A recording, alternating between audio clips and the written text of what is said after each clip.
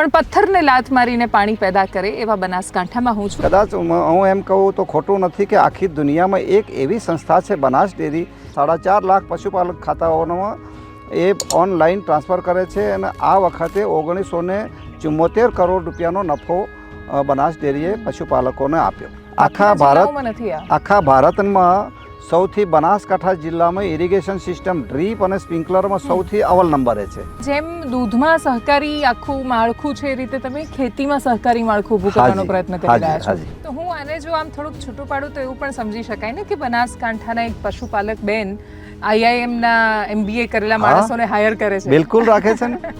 પણ જો ખેતી એટલું જ સરસ આપે છે તો ખેડૂતો ખેતી કેમ છોડે છે અથવા એમના છોકરાઓ કેમ પાછા નથી વળતા, એ પણ તો પ્રશ્ન છે.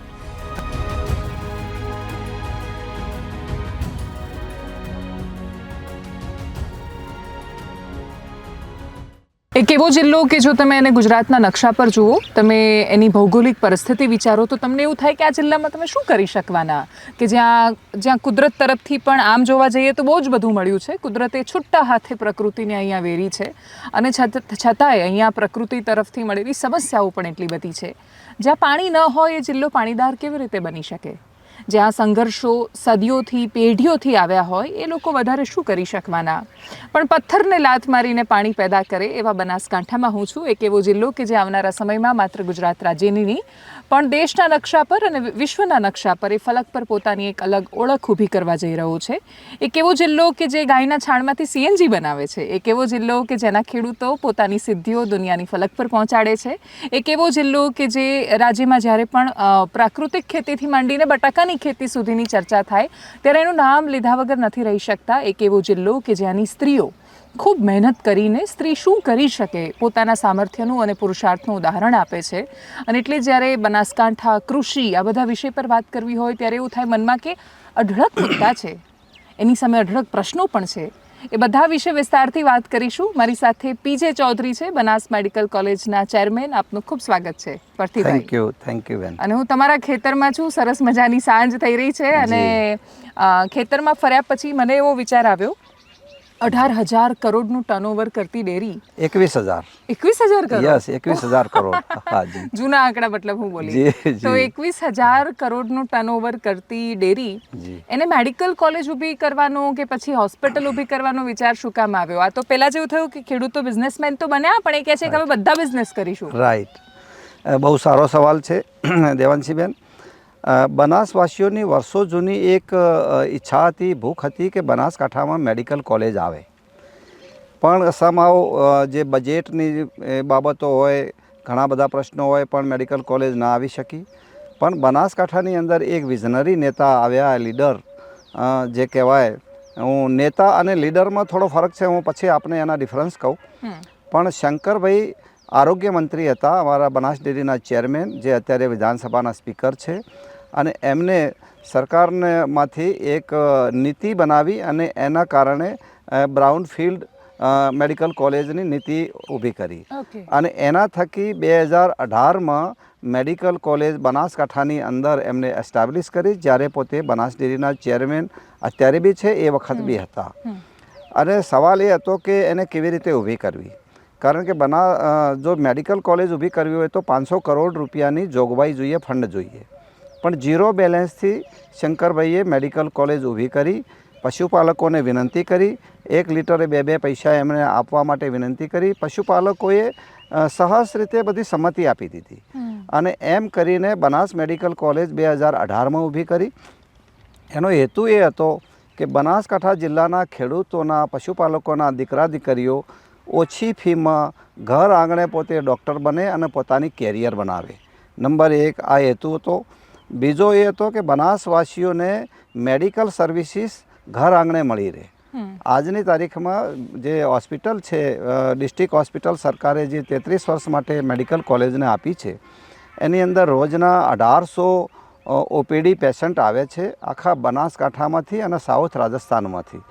અને એમાં નિઃશુલ્ક બિલકુલ ફ્રી સેવા આપવામાં આવે છે. રોજના મતલબ ઓન એન એવરેજ 600 પેશન્ટ તો ઇન્ડોર તરીકે રહે છે. આ પ્રમાણે જી હાજી. એટલે એક તો શૈક્ષણિક બાબતો જે બનાસવાસીઓના દીકરા દીકરીઓ ઘર આંગણે ડૉક્ટરો ઓછી ફીથી બને અને મેડિકલ સર્વિસીસ ઘર આંગણે લોકોને મળી રહે, આ હેતુથી બનાસ મેડિકલ કોલેજની સ્થાપના કરવામાં આવી. ઓકે, અને તમે કહું કે 0 પૈસા ભંડોળ નહોતું અને એની શરૂઆત કરવામાં આવી, ખેડૂતોના પૈસા જોડતા ગયા તમે. જી જી જી. અને હવે ઊભી કરી તો અત્યારે કેવી રીતે ચાલી રહી છે? સરસ ચાલે છે? ફંડ છે હવે? અત્યારે તો ઘણી બધી મેડિકલ કોલેજ અમીર બની ગઈ છે. હા, આપણે વાત કરીએ તો લગભગ 500 કરોડ રૂપિયા ઉપરના અમે ઇન્ફ્રાસ્ટ્રક્ચર, દવાઓ, સેલરી એમાં ખર્ચા કર્યા છે અને અત્યારે અમારી પાસે ઇનફ એફડી પણ ઇનફ પડી છે. એટલે અત્યારે મેડિકલ કોલેજ સ્વતંત્ર થઈ છે અને 2 વર્ષ પહેલાં જે પશુપાલકો અમને જે મદદ કરતા હતા, લીટરે જે પૈસા આપતા હતા, એ પણ અમારા લીડર શંકરભાઈએ ખેડૂતોને એજીએમમાં એમને કહ્યું કે હવે પૈસાની જરૂર નથી, આટલા દિવસ આપ્યા એના માટે આભાર, અને 2 વર્ષથી એ પણ અમે બંધ કરી દીધા છે. આનું જો તમે એકદમ સંક્ષિપ્તમાં આખું આ સહકારી મોડેલ સમજાવી શકો તો, કેમ કે બહુ જ બધા લોકોને ને એમાં એ માણસો કે જે ગામડું કે પશુપાલન સાથે જોડાયેલા નથી, એમને અંદાજો નથી કે સહકારી મોડેલ કામ કેવી રીતે કરે છે. કેમ કે અલ્ટિમેટલી આના માલિક કોણ? ડેરીના માલિક. એટલે હું ત્યાં અમૂલનું દૂધ ખરીદું છું તો પણ હું અલ્ટિમેટલી એ વેપારી અથવા વેચવાવાળો એક ખેડૂત છે. આ આખી જે પ્રક્રિયા, બીજું આ પ્રોફિટ આપવાની પણ જે પ્રક્રિયા છે કે બનાસ મેડિકલ કોલેજ પણ જો કશું કમાય છે તો એ પૈસા પણ છેલ્લે તો ખેડૂત પાસે જ જતા હશે. એ કેવી રીતે કામ કરે છે આખું માળખું? સહકારી માળખાની ટોટલ બનાસ ડેરીની વાત કરું તો બનાસ ડેરી પશુપાલકોને પર લીટર જે દૂધના ભાવ ફેટ ઉપર આપવામાં આવે છે એ પણ સારા આપવામાં આવે છે, સૌથી વધારે આપે છે. બીજું વર્ષાંતે જે પ્રોફિટ કરે છે, નફો જે કરે છે, કદાચ હું એમ કહું તો ખોટું નથી કે આખી દુનિયામાં એક એવી સંસ્થા છે બનાસ ડેરી કે જે 1 રૂપિયાનો 100 પૈસાનો નફો થાય એમાંથી 17 પૈસા એ પગારો, ઘસારો, લોનના હપ્તા ભરવા એની અંદર ખર્ચો થાય છે અને 83 પૈસાનો નફો જે થાય છે એ વર્ષના અંતે બનાસ ડેરી છે પશુપાલકોના ખાતામાં 4.5 લાખ પશુપાલક ખાતાઓમાં એ ઓનલાઈન ટ્રાન્સફર કરે છે અને આ વખતે 1974 કરોડ રૂપિયાનો નફો બનાસ ડેરીએ પશુપાલકોને આપ્યો. હા, મને ખ્યાલ છે શંકરભાઈની એજીએમ જ્યારે એ કરતા હોય બહુ સરસ થતી હોય છે. બધા પશુપાલકો બહેનો બેઠી હોય એજીએમમાં, એ દ્રશ્ય બહુ સરસ છે. ખેડૂતનો દીકરો ડૉક્ટર બને, તમે કહું કે એને સસ્તામાં, પણ મારું ધ્યાન છે ત્યાં સુધી તો I think Banas medical college private medical college છે, ફી તો વધારે થતી હશે. હા, ફી છે ત્યારે જનરલ કોટાની 8 લાખ રૂપિયા જેટલી ફી છે અને મેનેજમેન્ટ કોટાની 16 લાખ જેટલી ફી છે. એક વર્ષની 16 લાખ એક વર્ષની એટલી ફી છે. પણ અહીંયા અમારા જે લીડર છે બનાસ ડેરીના ચેરમેન શંકરભાઈ અને આખા બોર્ડે એક નિર્ણય લીધો કે પશુપાલકોના દીકરા દીકરીઓ જે મેરિટથી એડમિશન બનાસ મેડિકલ કોલેજમાં આવે છે તો એમને જે ફી ભરે છે એ લોકો એમાં 50% ફી અમે વેવ કરી દઈએ છીએ. એટલે 50% ફી વેવ કરી દઈએ છીએ અને એના કારણે અડધી ફીમાં બાળકો, અમારા પશુપાલકોના બાળકો અહીંયા ઘર આંગણે ડૉક્ટર બને છે. ઓકે, અને એ ખર્ચો ડેરી ઉપાડે છે જાતે? હા, એ ખર્ચો ડેરી ઉપાડે છે અને અમારી પાસે હવે ઇનફ ભંડોળ છે કારણ કે પશુપાલકોની માલિકીની આ મેડિકલ કોલેજ છે, એમના કારણે આ ઊભી થઈ છે તો એમને આના લાભ મળવા જોઈએ. મેં નહીં આપને વાત કરી કે એક નેતા અને એક લીડરમાં આ ફરક છે. નેતા છે એ ફક્ત ચૂંટણી જીતવા પૂરતી પોતાની સ્ટ્રેટેજી બનાવતા હોય છે, જ્યારે એક લીડર એ છે કે જે એની ભાવિ પેઢીઓ, પોતાના પ્રજાની ભાવિ પેઢીઓ માટે સુખાકારી કેવી રીતે કરી શકાય, એમનું ફ્યુચર કેવી રીતે બનાવી શકાય, એ બાબતો આ શંકરભાઈએ બનાસ મેડિકલ કોલેજ અને હોસ્પિટલનો આ એસ્ટેબ્લિશ કર્યા પછી પોતાના બાળકો અહીંયા ઘર આંગણે ડૉક્ટર બને, એમની કેરિયર બને. ઇવન પ્રકૃતિની બાબત વાત કરીએ તો 1 વર્ષમાં 1 કરોડ જેટલા વૃક્ષો બનાસકાંઠામાં વવાય. એટલે સીડબોલ ફેંકાય છે. સીડબોલ પર્વતોને હરિયાળા બનાવવા માટે એ સીડબોલ થકી પર્વતોને હરિયાળા બનાવી શકાય. આ વોટર હાર્વેસ્ટિંગની બાબતો હોય તો આ બધું પ્રકૃતિનું જતન કરવું, એનું સંવર્ધન કરવું અને ભાવિ પેઢી માટે એ સારામાં સારો એના પરિણામો આવે એટલા માટે એક લીડર આ વિચારી શકે ભાવિ પેઢીનું સારું કરવા માટે, અને એ લીડરશીપ શંકરભાઈમાં એ પ્રમાણેના સારા ગુણો છે. ઇન્ટરેસ્ટિંગ. બનાસ મેડિકલ કોલેજની સાથે હોસ્પિટલ, જે સિવિલ હોસ્પિટલ ચાલી રહી છે, તમે જે ઓપીડીના આંકડા કયા, અમે લોકો એના ઓટી પણ જોયા, ઓપરેશન થિયેટર, અને જે ખાસા આધુનિક છે. એમાં મને કહ્યું કોઈ કે કેમેરા પણ લાગેલા છે જેથી સ્ટુડન્ટ ડાયરેક્ટ એ ઓપરેશન Yes, બધા yes. જોઈ શકે, તો કઈ બધી પ્રકારની સર્જરી થતી એ હોય છે સુવિધા અમે એ બધી સુવિધા અમે મેડિકલ કોલેજમાં અને સિવિલ હોસ્પિટલમાં કરી છે કે મોડ્યુલર ઓટી અમે લોકોએ બનાવ્યા છે અને 11 ઓટી છે. એ બહુ કદાચ ઉત્તર ગુજરાતમાં આવા ઓટી આટલા ખર્ચાળ અને આટલા સિસ્ટમેટિક ઓટી નહીં હોય. એના લેન્સ, એની લાઇટ, એનું જે આપે કહ્યું એ પ્રમાણે હોસ્પિટલની અંદર ઓપરેશન સર્જરી થતી હોય તો એ લાઈવ અમારા મેડિકલ સ્ટુડન્ટો ત્યાં સ્ટડી કરવા માટે કોલેજમાં પણ એ ભણી શકે એ પ્રમાણેની સુવિધા અમે ઊભી કરી છે. અને ડેરીમાં જે પશુપાલક છે એ મંડળીવાળી વ્યવસ્થા કેવી રીતે હોય છે? કોઈ પણ માણસ અહીંયા જેમ કે હું આવું અને મારે અહીંયા પશુપાલન શરૂ કરવું છે તો મારે કેવી રીતે એમ ના જોડાવાનું થઈ તમારી શકે. સાથે? બનાસવાસીઓ છે, દરેક ગામની અંદર બનાસ ડેરીની દૂધ મંડળીઓ છે અને એના સભાસદો હોય છે, એના શેર લેવામાં આવતા હોય છે અને એ ગ્રાહક તરીકે રહેતા હોય છે અને એ મંડળીમાં પોતાનું દૂધ એ ભરાવી શકે. ગમે તેટલું દૂધ હોય, એ પછી 1 લીટર હોય કે જાણતો 1000 લીટર હોય તો એ ભરાવી શકે છે ત્યાં. બીજું સૌથી વધારે સારી એક સિસ્ટમ શંકરભાઈએ એ શરૂ કરી છે કે તમે દૂધ ભરાવીને ગ્રાહક નીકળે એટલે કદાચ 1-2 સેકન્ડની અંદર એના મોબાઈલની અંદર રજિસ્ટર્ડ મોબાઈલ હોય એમાં મેસેજ આવી જાય, આટલું તમારું દૂધ છે, આટલું ફેટ છે અને આટલી અમાઉન્ટ તમારી થઈ છે. અને કેટલા દિવસે પગાર મળે? 15 દિવસે પગાર મળી જાય. 1 તારીખ અને 16 તારીખે ઓનલાઈન દરેક ગ્રાહકના બેંક એકાઉન્ટમાં પૈસા જમા થઈ જાય છે. કોઈ કેશ ટ્રાન્ઝેક્શન નથી. અને ડેરીમાં જો રહેવું હોય કોઈ પણ રીતે તો એમાં એ મંડળીમાં કે કોઈ પણ રીતે ટૂંકમાં દૂધ ભરાવવું બહુ જરૂરી છે ને? હા, દૂધ મતલબ આપ ડાયરેક્ટરની વાત કરો છો? હા, ડાયરેક્ટર અથવા એના ટૂંકમાં એમાં બનાસકાંઠામાં 16 બૃહદ બનાસકાંઠા જિલ્લાના 16 તાલુકા છે અને એમાં જો ડાયરેક્ટર તરીકે આવવું હોય તો પોતાના નામે દૂધ ભરાવતા હોવા જોઈએ, પોતે પશુપાલક હોવા જોઈએ. એ બહુ જરૂરી છે. તો જ એને ખબર પડે કે પશુપાલકોને તકલીફો શું છે, પોતે કેવી રીતે દૂધ પેદા કરી શકે છે, તો જ ત્યાં બેસીને પશુપાલકોનું ધ્યાન રાખી શકશે. તો તમે રાખતા હશો ગાયો? બિલકુલ રાખ્યું. સામે આ દેખો તબેલો છે જ મારો મોટો. અચ્છા, તબેલો છે? હા, ગાયો બેસો રાખું છું. હા. તો ભાવ જે મળે છે પશુપાલકોને એના પર હંમેશા બહુ ડિબેટ થતી રહેતી હોય છે. ઘણી બધી વાર પશુપાલકો એવું કહેતા હોય છે, એટલે બનાસકાંઠામાં મોટા ભાગે એ ચર્ચાઓ ઓછી થતી હોય છે, પણ છતાંય શું પશુપાલકોને એટલા પૂરતા ભાવ મળે છે કે એને પોસાય પશુપાલન? બિલકુલ પોસાય. પશુપાલકોમાં હમણાં અમારા શંકરભાઈએ એક કોન્સેપ્ટ એવો લાવ્યા છે કે પ્રોડક્ટિવિટી વધારો. અત્યારે જમીન લિમિટેડ છે, પાણીના સોર્સિસ લિમિટેડ છે. પશુપાલક જે 20 પશુ રાખી અને જે દૂધ ભરાવતો હોય એ પશુપાલક એનાથી 50% પશુ રાખે તો પણ એને જ એટલું જ દૂધ એને મિલ્કિંગ મળી રહે એ પ્રમાણેની નસલ અપગ્રેડ કરવા માટેની કાંકરેજી ગાયવાળી જે કાંકરેજ જે ઇન્ડિજિયસ ગાય, એમાં કાંકરેજ હોય, ગીર હોય એ ગાયો અને મહેસાણી કે બની ભેંસ જે આપણી ભેંસો છે એમાં પણ પ્રોડક્ટિવિટી વધારવા માટે નસલ અપગ્રેડ કરવા માટેના બહુ સતત પ્રયત્નો શંકરભાઈ દ્વારા થઈ રહ્યા છે. એમાં સારા રિઝલ્ટ બી મળ્યા છે. અમને MDO ટ્રાન્સપોર્ટમાં પણ રિઝલ્ટ મળી ગયા છે બહુ સારા. અને આવનારા સમયમાં આ કોન્સેપ્ટ પ્લસ સેક્સિમેન ના ડોઝ પણ આપવામાં આવે છે, જેથી ગાય હોય તો વાછરડી જ આવે, ભેંસ હોય તો પાડી જ આવે. એના થકી લોકોને જે વાછરડા અને જે પાડા આવતા હતા એ પણ નહીં આવે તો પશુપાલકોને ઓર ફાયદો થશે. અને આવનારા સમયમાં મને એવું ચોક્કસ દેખાઈ રહ્યું છે કે બનાસકાંઠા કદાચ આખા દેશમાં સૌથી પહેલા નંબરે હશે અને બનાસકાંઠા પશુઓ જે નસલ અપગ્રેડ કરેલી ગાયો, આપણી જે લોકલ ગાયો નસલ છે, ઇન્ડિજિયસ ગાયો અને ભેંસો એ આખા દેશને દિશા પૂરી પાડશે. એ પ્રમાણેનો જિલ્લો અત્યારે આગળ વધી રહ્યો છે શંકરભાઈના માર્ગદર્શન હેઠળ.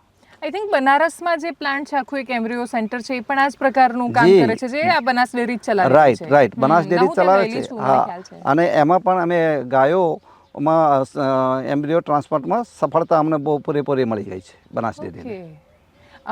એ સિવાય મેડિકલ કોલેજ અને હોસ્પિટલથી બીજા કોઈ ફાયદા મળે છે પશુપાલકોને? પશુપાલકોને બસ આ ફાયદા છે. એના બાળકો ઘર આંગણે ટેસ્ટિંગ માટે કેમ ક્યાંય કોઈ જે વેન જતી હોય છે એ પણ કોલેજ જ ચલાવે છે? એક બીજું છે, 1 કરોડ રૂપિયાના ખર્ચે એક મેમોગ્રાફી વાન પણ તૈયાર કરવામાં આવી છે અને એ બનાસકાંઠામાં જઈ અને અત્યારે PHC CHC ઉપર જઈ અને ડેરીના માધ્યમ થકી અમે બહેનોને પણ ત્યાં મહિલાઓને એકઠી કરીએ છીએ અને એમના જે કોઈ બ્રેસ્ટ કેન્સર હોય કે ગર્ભાશયના મુખનું કેન્સર હોય તો તાત્કાલિક પહેલા સ્ટેજે એનું નિદાન થઈ જાય છે અને એને સારવાર આપી અને એ બેનનો જીવ પણ બચાવવાનું કામ બનાસ ડેરી કરી રહી છે. અને અત્યારે જે આવે છે હોસ્પિટલમાં ત્યાં રાજસ્થાનથી પણ બહુ બધા પેશન્ટ આવતા હશે. હા, સાઉથ રાજસ્થાનના ઘણા પેશન્ટો આવે છે, હમ. કારણ કે ફ્રી સારવાર મળે છે અહીંયા. અચ્છા, ફ્રી છે બધા માટે? ફ્રી છે બધા જ માટે ફ્રી સારવાર છે. ઓકે. અને સર્જરીનો મિનિમમ ચાર્જ થતો હશે ને? સર્જરીનો બી ચાર્જ નહીં, 0% ચાર્જ, નો ચાર્જ. ઓહ. આમ અમને સરકારે જ્યારે હોસ્પિટલ આપી મેડિકલ કોલેજને, ત્યારે 300 બેડ સુધી ફ્રી સારવાર માટેનું MOU થયેલું છે સરકાર સાથે. પણ બનાસવાસીઓ માટે અમારા લીડર શંકરભાઈની આગેવાનીમાં બોર્ડે નિર્ણય લીધો છે કે ગમે તેટલા પેશન્ટ આવે, 300 આવે કે 3000 આવે, પણ બધાની ફ્રી સારવાર કરવી. તો મોટા ભાગે કદાચ એવા પેશન્ટ આવતા હશે જે લોકો કદાચ પ્રાઇવેટમાં સારવાર લેવા સક્ષમ નહીં હોય. ઘણા બધા આવે છે, ઇવન ગરીબ બી આવે છે, સુખી માણસો બી આવે છે, કારણ કે મેડિકલ કોલેજની અંદર 8 વિભાગ છે, જ્યારે હોસ્પિટલની અંદર 13 વિભાગ છે. એમાં મેડિસિન છે, સર્જરી છે, ગાયનેક છે, પીડિયાટ્રિક છે, ENT છે, ઓપ્થેલ્મોલોજી છે, ડેન્ટિસ્ટનો વિભાગ છે. આ પ્રમાણેના 13 વિભાગ છે, જે એટલે તમામ પ્રકારની સારવાર અહીંયા થાય છે. ઓકે. બનાસકાંઠા હું શબ્દ જ્યારે પણ સાંભળું એટલે મને યાદ આવે થોડા સમય પહેલાંનું, અને ઘણા બધા વિસ્તારોમાં આજે પણ જે દ્રશ્ય જોવા મળે છે, પાણીની બહુ ખેંચ છે અહીંયા. હા, બિલકુલ સાચી વાત કરી. બનાસકાંઠામાં પાણીની ઘણી ખેંચ છે, કારણ કે વરસાદ થોડો માપનો આવે છે. બીજું, મોદી સાહેબનો અમારે આભાર માનવો જોઈએ કે એમને પશ્ચિમ વિસ્તારમાં કેનાલો કરી, અને સબ કેનાલોમાં શંકરભાઈએ ખૂબ મહત્ત્વનો ફાળો ભજવ્યો, અને અત્યારે અમારો પશ્ચિમ વિસ્તાર છે એ બાબતમાં, પાણીની બાબતમાં લગભગ તકલીફમાંથી બહાર નીકળી ગયો છે. અમુક પોર્શન જે છે, દાખલા તરીકે દાંતા તાલુકો, વડગામ તાલુકો, પાલનપુર તાલુકો, દાંતીવાડા તાલુકો, ધાનેરા તાલુકો, ડીસા તાલુકો, કે જે આ વિસ્તાર છે દરિયાઈ સપાટીથી 180 મીટર જેટલો હાઇટમાં છે. એટલે અહીંયા પાણી કોઈ ગ્રેવિટીથી આવી શકતું નથી, કેનાલથી કે એનાથી. તો એમાં નર્મદા કેનાલમાંથી પાઇપલાઇન દ્વારા લિફ્ટિંગ કરીને પણ પાણી અહીંયા પૂરું પાડવામાં આવે છે. બીજું, સૌથી વધારે બનાસ ડેરીના માધ્યમથી શંકરભાઈના નેતૃત્વમાં વોટર હાર્વેસ્ટિંગના બહુ સુંદર કામ થયા છે અહીંયા. અહીંયા નદી જે પાણીની, વરસાદી પાણીની આવક તો છે, ઇનફ્લો વધારે છે, પણ એ વહી અને નદી મારફત રણમાં જતું રહેતું હતું. એને રોકવા માટે જળસંચયના ડેરીના માધ્યમથી એક પોલિસી બનાવી, અને જળસંચયના કામો ડેરી થકી અત્યારે અમે લોકો અહીંયા બનાસકાંઠામાં કરીએ છીએ. અત્યાર સુધીમાં 280 જેટલા સરોવરો બનાવ્યા છે. તળાવ નથી બોલતો, હું સરોવર બોલું છું, કારણ કે 4 કિલોમીટર, 12 કિલોમીટર, 14 કિલોમીટર સુધી પાણી ભરાઈ રહે એવા મોટા મોટા સરોવરો અમે ડેરીના માધ્યમથી બનાવ્યા છે. એમાં લોકો ડીઝલ પુરાવે, અને એનું ભાડું જે મશીનરીનું છે એ અમે ડેરી થકી ચૂકવીએ છીએ. આ પ્રમાણે કરીને બહુ મોટું કામ કર્યું છે, ને એના રિઝલ્ટ બી બહુ જોરદાર મળ્યા છે. જેના લોકોના ઘણી વખતે ખેડૂતો પાસે અમે જઈએ તો અમને કહે, સાહેબ અમે પહેલાં 5 કિલો ઘઉં વાવતા હતા, અત્યારે અમે 5 બોરી ઘઉં વાવીએ છીએ, એટલે 500 કિલો ઘઉં વાવીએ છીએ, કારણ કે અમારે 5 ફુવારા ઉપડતા હતા, એની જગ્યાએ અત્યારે 70 ફુવારા ઉપડે છે.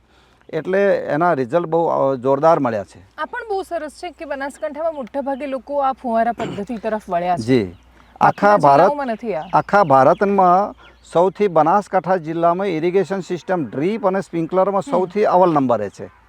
અચ્છા. જી. ઓકે. અને કારણ કે પાણીનું મૂલ્ય એ સમજ્યા છે, પાણી ઓછું છે, અને એ પાણીને સારી રીતે ઉપયોગ કરીને વધુ વિસ્તારમાં ખેતી કરવી છે. અમે જેમ કે તળાવ જોવા ગયા, જે પેલા કનેક્ટ થઈ રહ્યા છે તળાવો, તો ઘણા બધા એવા તળાવ જે બન્યા, પણ એમાં પાણી નથી હોતું આ સમયમાં, તો એનો ઉપયોગ રિચાર્જ માટે થાય છે. મેઇન ચોમાસામાં પાણીથી ભરાય છે, એના કારણે રિચાર્જ થઈ જાય તો વોટર ટેબલ ઉપર આવે. બીજું, એમાં અમારું એ પણ છે, શંકરભાઈની આગેવાની હેઠળ આ પ્રોસેસ ચાલુ છે કે નર્મદાની કેનાલો જે અમારા દાંતીવાડા ડેમમાં અને શીપુ ડેમમાં આવી છે, કેનાલ નહીં પણ પાઇપલાઇન, એ પાઇપલાઇનને આગળ લંબાવી અને ચોમાસામાં એ તળાવ ભરવા માટેનું પણ આયોજન છે. અચ્છા. જી. એટલે કચ્છ અને બનાસકાંઠા આમ જોવા જઈએ તો ખાસા બધા નર્મદાને આભારી છે આ બંને જિલ્લાઓ. પાણી આટલા સુધી પહોંચ્યું તો ટકી શક્યા. હા, નર્મદાને આભારી બી છે. વત્તા હવે જે 3 વર્ષથી ડેરી જ્યારે તળાવો બનાવવા માંડી છે, તો હવે જે પાણી વહીને નદીમાં મારફત રણમાં જતું હતું એ રોકાશે, જમીનમાં જશે, એટલે પાણીના પ્રશ્નો અમારા માટે હવે કાયમી માટે હલ થઈ જશે.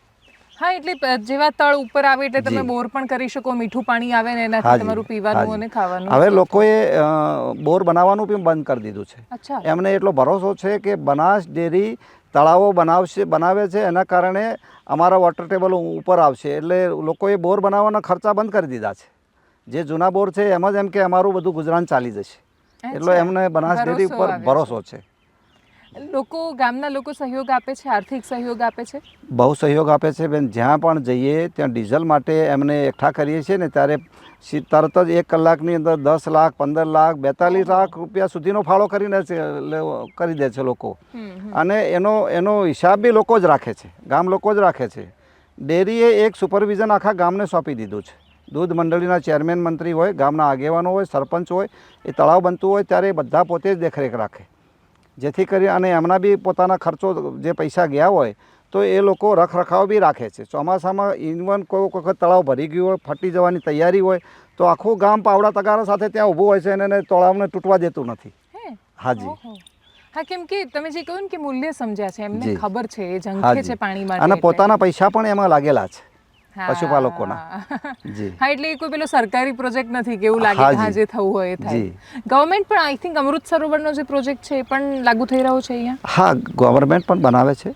જે મોદી સાહેબે એક હાકલ કરી કે ભાઈ દરેક ગામમાં, દરેક જિલ્લાની અંદર 75 અમૃત સરોવર બનવા જોઈએ. એમાં કદાચ બનાસકાંઠા જિલ્લો સૌથી અવ્વલ નંબર છે. 280 અમૃત સરોવરો બનાવી દીધા છે. હાજી. અને એ ડેરીના માધ્યમથી. ડેરીના માધ્યમથી. તો આઈ થિંક મને એવું લાગે છે આ જિલ્લાની ઇકોનોમી ખાસી બધી ડેરી સાથે જોડાયેલી છે અહીંયા. બહુ બધી જોડાયેલી છે. કારણ કે ખેતીની બાબતમાં હોય તો તમે દેખો, બનાસ ડેરી એ દૂધના વ્યવસાયની સાથે સાથે બીજા ઘણા બધા વ્યવસાયો ચાલુ કર્યા છે. ઓઇલ મિલ પણ બનાવવા જઈ રહ્યા છે. ઓઇલ મિલ બનાવવા? હા, એમાં જે કેસ્ટર, રાયડો અને મગફળી એનું પણ ઓઇલ કાઢી અને વેચવામાં આવશે. એનો નફો પણ પશુપાલકોને મળશે.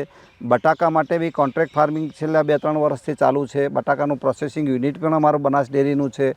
ગયા વખતે બટાકાને જેમ ડેરીમાં નફો આપે છે એમ બટાકામાં પણ બધાને 10% નફો પણ આપ્યો છે ખેડૂતોને. એટલે કારણ કે ડેરીને નફો કમાઈને એને રાખવાનો નથી, કોઓપરેટિવ છે, ખેડૂતોને પાછા આપી દે છે.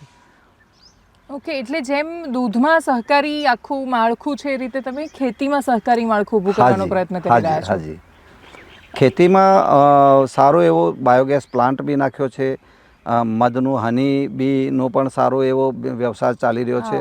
બીજું સૌથી મોટું સક્સેસ જે બનાસ ડેરીનું આપને કહું કે અત્યારે પીક ટાઈમમાં 1 કરોડ લીટર દૂધ પર ડે આવે છે. એનું પ્રોસેસિંગ કરી એની ફ્રેશ પ્રોડક્ટ કરી અને પર ડે 50%ની ફ્રેશ પ્રોડક્ટ કરીને બજારમાં સેલ થાય છે. એના કારણે ડેરીને સારી આવક થાય છે. કારણ કે 50% પ્રોડક્ટ એટલે 50 લાખ લીટર દૂધ પર ડે પ્રોસેસ થાય અને એની ફ્રેશ પ્રોડક્ટ થાય, બજારમાં વેચાય, કન્ઝ્યુમરને પણ સારા ભાવથી મળે, પશુપાલકોને વધારે નફો મળે. એ પ્રમાણેની શંકરભાઈએ આખી ટીમને સાથે રાખી અને એવી પ્રોડક્ટો પસંદ કરી અને અત્યારે એ પ્રમાણેની પ્રોસેસ ચાલી રહી છે. અને રોજગારી બધાને મળી રહી છે? રોજગારી તો જે લાયક હોય બધામાં આપ જુઓ, રોજગારીને એમાં શું છે કે એને વિશાળ ફલક ઉપર એનો મિનિંગ કરવો જોઈએ. રોજગારી અત્યારે અમારે 4.5 લાખ પશુપાલક પરિવારો છે. બહેનો છે જે 1 કરોડ ઉપરનું દૂધ ભરાવે છે વાર્ષિક, 1 કરોડ રૂપિયાથી વધારાનું. એટલે એ પણ એક રોજગારી છે. એની સાથે એના 4.5 લાખ પશુપાલક પરિવારોના સભ્યો કેટલા છે 5 પ્રમાણે ગણીએ ને તો બી ક્યાંય જાય એમના. એટલે એમને બી મળે છે. વત્તા બીજું ડેરીની અંદર બી રોજગારી મળે છે. એમ્પ્લોય છે જે આઉટસોર્સથી કામ કરતા હોય, મેડિકલ કોલેજ હોય, સિવિલ હોસ્પિટલ હોય, એમાં પણ રોજગારી લોકોને સારી એવી મળી રહી છે. અને એમાં લોકલનું પ્રમાણ જળવાયેલું છે કે બહારથી પણ લીધેલા છે બધા? જ્યાં સ્કિલ પર્સનની જરૂર પડે તો બહારથી પણ લાવવાની જરૂર પડે છે. કારણ કે ડૉક્ટરો છે અમારા, હવે દાખલા તરીકે 277 તો ડૉક્ટર છે અમારા મેડિકલ કોલેજની અંદર. તો એ સ્કિલ તો બહારથી, મતલબ જે બી હોય એ લાવે. લોકલ બી છે અને બહારથી બી લાવે છે. ડેરી બી છે. આજે ડેરી આટલી મોટી 1 કરોડ લીટરનો પ્રોસેસ કરીને સેલ કરવું હોય તો એમાં આઈઆઈટીથી, આઈઆઈએમમાંથી, ઈરમામાંથી અત્યારે અમારા એક ઇન્ટરવ્યૂ માટેની પેનલ જાય અને ત્યાંથી સ્કિલ પસંદ કરીને લાવે છે. કારણ કે આટલેથી ધંધો પૂરો નથી કરવાનો, એનો હજી એક્સપાન્શન બહુ એક્સપેન્ડ કરવાનો છે. મેં નહીં કહ્યું કે લીડરના ગુણો શંકરભાઈમાં છે. ભાવિ પેઢી માટે ઘણા બધા કોન્સેપ્ટ પાઇપલાઇનમાં છે અને બનાસકાંઠાને અવ્વલ નંબરે પોતે લાવી દેશે. તો હું આને જો આમ થોડુંક છૂટું પાડું તો એવું પણ સમજી શકાય ને કે બનાસકાંઠાના એક પશુપાલક બેન આઈઆઈએમના MBA કરેલા માણસોને હાયર કરે છે. બિલકુલ રાખે છે ને. હા, IIM, IRMA, IIT IITs. એમાંથી હાયર કરેલા લોકોને પશુપાલકો નોકરી આપી નોકરી રહ્યા આપે છે. રાઈટ, બિલકુલ રાઈટ. અને એ જ પશુપાલકો મકેન કે પેપ્સિકોની જેમ કોન્ટ્રાક્ટ ફાર્મિંગ પણ કરી રહ્યા કોન્ટ્રાક્ટ છે. ફાર્મિંગ કરે છે. મેં પણ અત્યારે કર્યું છે. 100 એકરમાં બટાકા સંતાના વાયા છે. અચ્છા. બનાસ ડેરી સાથે કોન્ટ્રાક્ટ ફાર્મિંગ અને કર્યું આ છે. પેટન્ટ કોની હોય છે તો બટાકાની? સંતાના છે એ બનાસ ડેરી પોતે હવે સીડ પેદા કરે છે. એક લેબ પણ મોટી નાખી છે. G0 અત્યારે લેબમાં અમારે તૈયાર થઈ ગયા છે. લાખોની સંખ્યામાં ટ્યુબર તૈયાર થઈ ગયા છે. સીડ જાતે જ બનાવવાના? સીડ જાતે બનાસ એ ડેરી બનાવે. વેચવાના પણ એમણે ખેડૂતોને અને ખેડૂતો સાથે કોન્ટ્રાક્ટ કરીને ખરીદવાના પણ એમણે? બાયબેક પણ એ કરી લેવાના, પ્રોસેસ કરીને સેલ કરવાની પ્રોડક્ટ, એમાં નફો આવે એ નફો પણ ખેડૂતોને પાછો આપવાનો. અચ્છા. અને શું બનાવે છે? એટલે ફ્રાઈઝ થી લઈને બધું એમાં જ બનાવી રહ્યા છે? ફ્રેન્ચ ફ્રાઈઝ બનાવે છે અને સ્પેશિયાલિટીમાં આલુ ટિક્કી, પછી રેડી ટુ ઈટ જે આવે છે નાસ્તા, રેડી ટુ ઈટના બધા જે આવે છે એવી લગભગ 10-12 જાતની સ્પેશિયાલિટી આખી પ્રોડક્ટ પણ બનાવે છે. ઓકે. અને આ એક્સપોર્ટ થાય બહાર એ બધું અમૂલ બ્રાન્ડની? અમૂલ બ્રાન્ડથી થાય છે. અને એ બાકીના દેશોમાં પણ જતું હશે? જાય છે. ઘણા દેશોમાં, કેનેડા, USA, ગલ્ફ કન્ટ્રીમાં મોટા પ્રમાણમાં જાય છે. ડિમાન્ડ પણ બહુ છે અમૂલ બ્રાન્ડની તો. એટલે અત્યારે અમે એક્સપાન્શન માટે પણ બનાસ ડેરી વિચારી રહી છે, નવી લાઈન નાખવા માટે પણ. ઓકે. જી. એટલે એકચ્યુઅલી કેમ કે અમૂલ જે રીતે શરૂ થયું અને આણંદના ગામડાઓમાંથી જે રીતે ક્રાંતિ આવી, એણે ભરોસો અપાવ્યો કે અમૂલ ઇઝ ઇક્વલ ટુ ભરોસો. એ રીતે બધા લોકો ભરોસો કરે છે, એના પર વિશ્વાસ કરે છે. તમે ખેતીની શરૂઆત ખાસ્સા વર્ષો પહેલા કરી હતી, મેં જોયું. લાલ બટાકા, એક તો આ લાલ બટાકા શું હોય? એ LR બટાકા કે છે, અને શોર્ટ ફોર્મ LR છે. લેડી રોઝેટા એનું નામ છે. અને એ બટાકા એવા છે કે એ સુગર 0%ની નજીક એની સુગર હોય છે.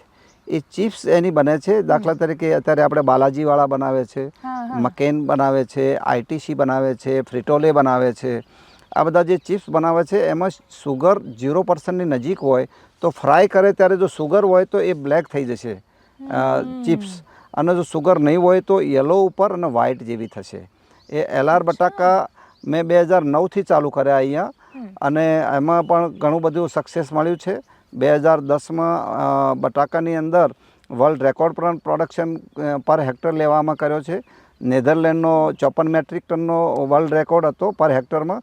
એની સામે 54ની સામે આપણે 87 મેટ્રિક ટન પ્રોડક્શન લીધું એક હેક્ટરમાંથી. જી. અને તમે ખેતી શીખ્યા હતા? તમે કંઈક તો રાઈટ. ખેતી આમ તો હું બાય બર્થ ખેડૂત છું. હું ભણતો હતો ત્યારે બી મેં મારા ફાધરને ખેતીમાં ખૂબ મદદ કરી છે. મને A to Z બધું કરેલું છે, હાર્ડવર્ક કરેલું છે.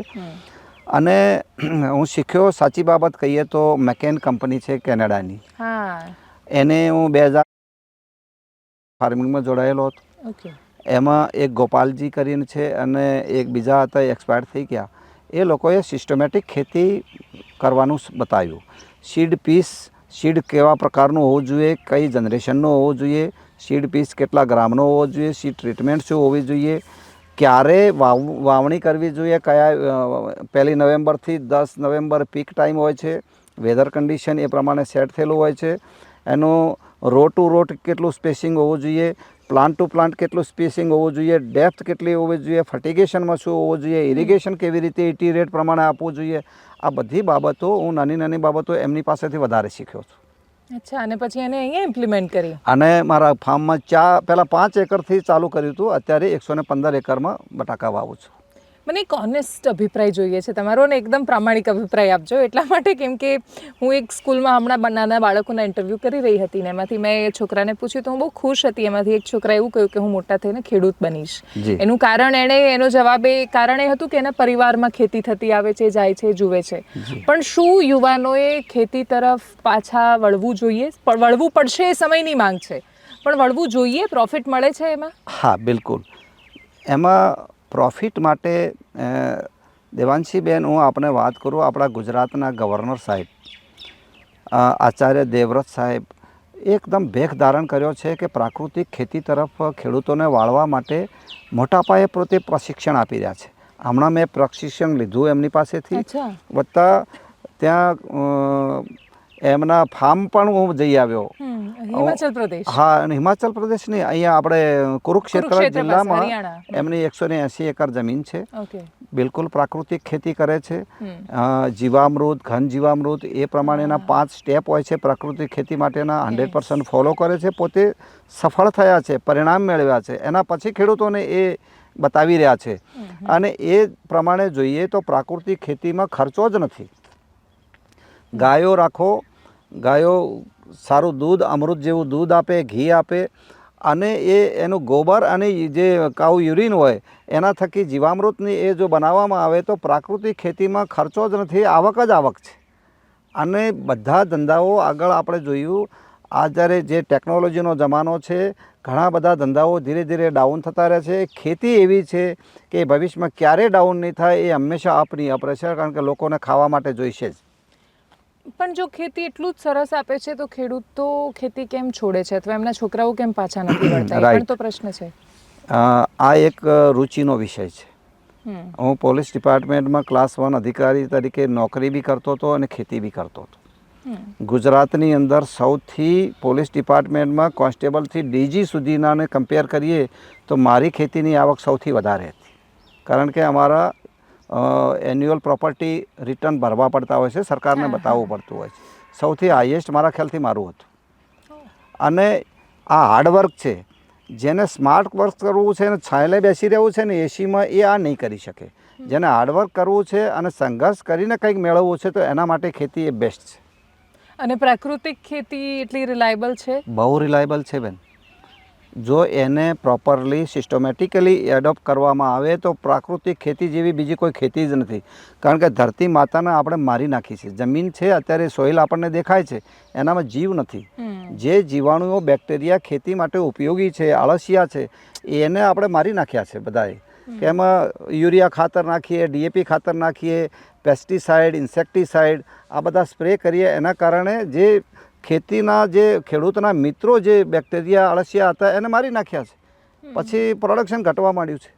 પ્રાકૃતિક ખેતી જે ગવર્નર સાહેબ કહે છે, પોતાના ફાર્મમાં સફળ થયા પછી લોકોને કહે છે, એ અમે નજરે જોઈને આવ્યા છીએ. હું અને અમારા ચેરમેન શંકરભાઈ ગયા હતા અને ખરેખર જોયું. અને આ તરફ વળવા સિવાય છૂટકો નથી, કારણ કે ખર્ચો નથી અને સામે આવક છે, અને ધરતી જીવતી રહેશે. આવનારી પેઢીને જે છે તો ધરતી જે માટી છે એ જીવતી માટી આપીશું. વત્તા ખેડૂત જે પ્રોડક્ટ તૈયાર કરે છે એને પણ અમૃત સમાન અને ઝેર મુક્ત કરી અને લોકોને આપવું જોઈએ. કારણ કે ખાતરો અને પેસ્ટિસાઇડને નાખીએ છીએ, કેન્સર આપી રહ્યા છે, મોટા પાયે અત્યારે થઈ રહ્યા છે. જી વાત સાચી. હા, એટલે તમને તો એ પણ કેમ કે હોસ્પિટલ છે એટલે એ પણ ખબર હશે કે બહુ કેન્સરના દર્દીઓ આવે છે. અત્યારે લગભગ ગામડાઓમાં જોઈએ તો પહેલાં ગામડાઓમાં કેન્સરની ખબર જ નથી. અત્યારે એમાં સંખ્યા વધી રહી છે. પણ તમારી પાસે 105 એકર જમીન છે એટલે તમે પ્રયોગ કરી શકો. નાના ખેડૂતો થોડા કરી શકવાના છે? બધા કરી શકે બેન. ઓકે. અને બધા કરશે. મેં તો સંકલ્પ કર્યો છે કે મારા તમામ જમીનમાં પ્રાકૃતિક ખેતી કરવી અને ખેડૂતોને એ તરફ વાળવા માટેનું અભિયાન જે ગવર્નર સાહેબ અને મોદી સાહેબનું છે, અમારા ચેરમેન શંકરભાઈ સાહેબનું છે, એ અભિયાનને અમારે આગળ વધારવાનું છે અને એને સફળ બનાવવાનું છે. અને બનાસકાંઠા લોકોની હેલ્થ પણ સારી બનાવી દેવી છે. અચ્છા. એ સિવાય જળ સંચય પર ફરી એકવાર મારે એકદમ સંક્ષિપ્તમાં એટલે વાત કરવી છે, કેમ કે ખેતી અને પાણી એ બંને જોડાયેલા છે. જી. જળ સંચય થકી પાણીના સ્તર ઊંચા આવશે, પીવાના પાણીની સમસ્યા કદાચ દૂર થશે, પણ શું એના થકી આપણે વરસાદને ઝીલીને ખેતીના પાણીની સમસ્યા દૂર કરી શકીશું? હા, કરી શકાશે. કેમ કરી શકાશે હું આપને કહું કે એના બેઝમાં મેં નહીં લીડરની વાત કરી. જે અમારા બનાસ ડેરીના માધ્યમથી દર વર્ષે 1 કરોડ વૃક્ષો વાવવામાં આવે છે. પર્વતો ઉપર સીડબોલ નાખીને અને હરિયાળા બનાવવામાં આવે છે. એના લીધે વરસાદમાં ઘનીભવન સારું થશે, વરસાદ પડશે. બીજું, ઝાડને કાપવાનું બનાસકાંઠામાં લગભગ બંધ થવા માંડ્યું છે બધું. લોકો ફેન્સિંગ કરવા માટે વાડની અંદર લીમડાને એ બધું હતું કાપી નાખતા હતા. અમારા ચેરમેન શંકરભાઈએ એક કોન્સેપ્ટ કહ્યું, જિલ્લામાં એક સંદેશો આપ્યો કે ભાઈ લીમડા તમે નહીં કાપો, એની લીંબોળી છે અમે બનાસ ડેરી ખરીદી લઈશું. અત્યારે 14-15 રૂપિયે કિલો લીંબોળી બનાસ ડેરી ખરીદી લે છે. એટલે લીમડામાંથી પણ આવક ઊભી કરી દીધી છે. અને લીંબોળીનું શું કરે છે ડેરી? લીંબોળી છે એ પછી લોકોને જે ફાર્મા કંપનીઓ, બીજી કંપનીઓમાં એને વેચવાની. એટલે ખેડૂતોને માટે એક આવક બી ઊભી કરી દીધી અને ઝાડ કાપતા બંધ થઈ ગયા. ઇવન એક વાત હું કહું તો કંઈ વધારે પડતી નથી. આજની તારીખમાં એવું એક વાતાવરણ આખું ઊભું થઈ ગયું છે કે ડેરીનો એક મેસેજ છે કે ભાઈ ઝાડ કાપવું નથી. જો ઘરનો મેન માણસ લીમડો કાપવાનું કોશિશ કરે તો એના બાળકો અને એમના મિસિસ એ વિરોધ કરે છે કે નહીં, ડેરીએ ના પાડી છે, શંકરભાઈએ ના પાડી છે, આ ઝાડ કાપવાનું નથી, અને એ મેન માણસને પોતાનો વિચાર માંડી વાળવો પડે છે. આ પ્રમાણેનો વિશ્વાસ ઊભો કર્યો છે. એટલે પ્રકૃતિ એકદમ પોઝિટિવ થશે, વરસાદ આવશે અને ખેતી એવરગ્રીન બનાસકાંઠાની રહેશે. હા, એટલે જો તમે જે રીતે કહી રહ્યા છો બધું જો એક્ઝિક્યુટ થઈ જાય તો પછી બનાસકાંઠા મેં જે એકદમ શરૂઆતમાં કહ્યું ને કે આખા દેશમાંથી મને એવું લાગે છે લોકો વિઝિટ કરવા માટે આવશે કે અહીંયા કેવી રીતે આ શક્ય બન્યું. અહીંયાના માણસો બહુ મહેનતુ છે. રાઈટ. હું ઘણા બધા લોકોને મળી અને જેટલા લોકોને મળ્યું એ લોકો મહેનત કરતા ખચકાતા નથી અને બીજું એમના સપના બહુ મોટા છે.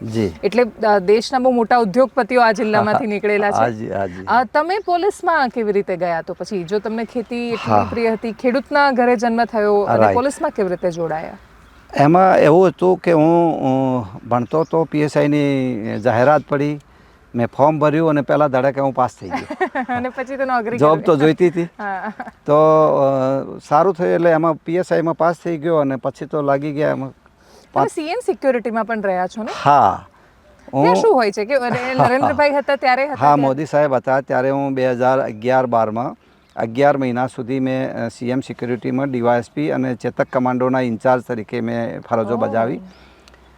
એ બહુ સેન્સિટિવ પોસ્ટ છે, કારણ કે સીએમ સાહેબને દુનિયાભરની ધમકીઓ હોય છે.